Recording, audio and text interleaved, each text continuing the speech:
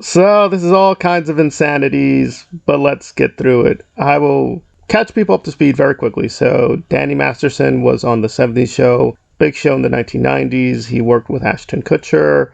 And again, they became friends and close friends with Mila and other people.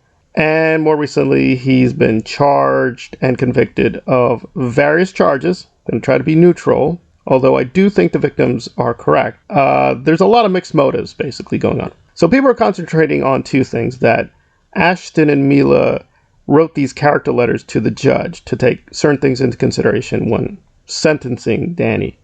The real story is this video they put out that people are sort of, it seems like they're trying to have it both ways, saying, well, we feel sorry for Danny, but we feel sorry for the victims. That's not the full story. That's not really what's happening. So let me play a little bit of their, quote, apology video. I don't think it's an apology video, by the way, but we'll play a little bit of that video, and then I'll give the bigger background. We are aware of the pain that has been caused by the character letters that we wrote on behalf of Danny Masterson. We support victims. We have done this historically through our work and will continue to do so in the future. A couple months ago, Danny's family reached out to us and they asked us to write character letters to represent the person that we knew for 25 years. So this is really what's happening, is they wrote those letters, that's true, but this is the way I reconstruct the events. They put out the letters, and one of the victims, and this is something they don't say in that video, they know these women. They know these women socially because some of them went out with Danny.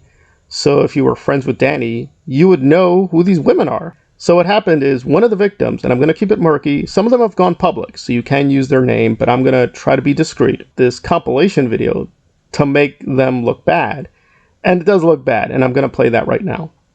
McGuire, she also has an album out. She's going to be in a movie called Cheaper by the Dozen, and she's one of the girls that we're all waiting for to turn 18, along with the Olsen twins. Any 15-year-old getting the job, and I didn't know. Yeah, and she was as hot as she was. You know, come on, this one.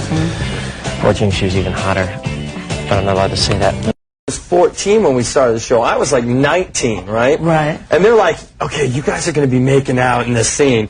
And I'm like thinking like, wait, this is like slightly illegal, I was going to say, that's right? probably your first kiss ever, right? It was my first kiss. Why don't you tell them a bet you made with Danny about our first kiss? No, it wasn't the first kiss. This was like a second or third kiss. It was the first, it was like the first week. No, it was not the first week. Whatever, let me tell you what happened. No, let me tell you what happened. No, okay, so I've never kissed a guy. So I was so, I mean, you know, Ash was attractive, and I was a 14-year-old little girl, and I was extremely scared for my life. Sure. And he was very nice about it. He was like, oh, don't worry. So I was like, okay. Then Danny goes and goes, dude, I'll give you $10 if you French kiss her. What would you stick your tongue in my mouth or some? What? No. For $10. You're making it sound like it was like really. Okay, Dan, we had a little side bet going. Yeah. Like, Which was? It wasn't very as to whether or not, you're kissing on the show or boyfriend and girlfriend. Yeah. You would use tongue, right, Rosie? I mean, you would use. That 70 show, and you're watching In the Crease TV.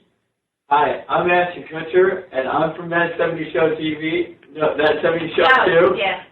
And the reason I'm doing this is not because I think In the Crease is good, but because Josh told me Mila would sit on my lap and like. This video doesn't really prove anything or even say anything, but you get what the victim is trying to say. She's trying to say that Danny and Ashton for a while have been basically predators. That they just look at these small little women, underage women, but just women in general to be victimized. Now that's not really in the videos. I mean, Ashton is clearly joking in one section, but again, yes, it is actually true that Mila was underage when she got on the 70s show. But here's the dilemma. And again, I mostly believe these victims. I mostly believe they're correct. So I do think he did deserve to be convicted. Whether he deserves the punishment, we could debate that. And I'm going to get into that in the final section because this is important. But what she and the other victims are not really letting in is the way I understood it, Mila tricked the producers. They didn't know she was that young. They did not intentionally hire an underage girl to be with Ashton or Daniel in their scenes. That wasn't the point. But she didn't include that in the video. So she's making them look really, really bad. Again, that's fine. That's why they put out the video, because they're responding to her video. Ashton looked like a predator. Now I'm going to play a little bit more of the apology, and you're going to see, yeah, it's a little shifty on both sides. undermine the testimony of the victims or reach homicize them in any way. We would never want to do that. And we're sorry if that has taken place. Our heart goes out to every single person who's ever been a victim of sexual assault, sexual abuse. So what are they talking about? Well, Ashton and Mila are part of these various charities where, yes, they do help quote-unquote victims. Ashton, for a while, allegedly is against trafficking.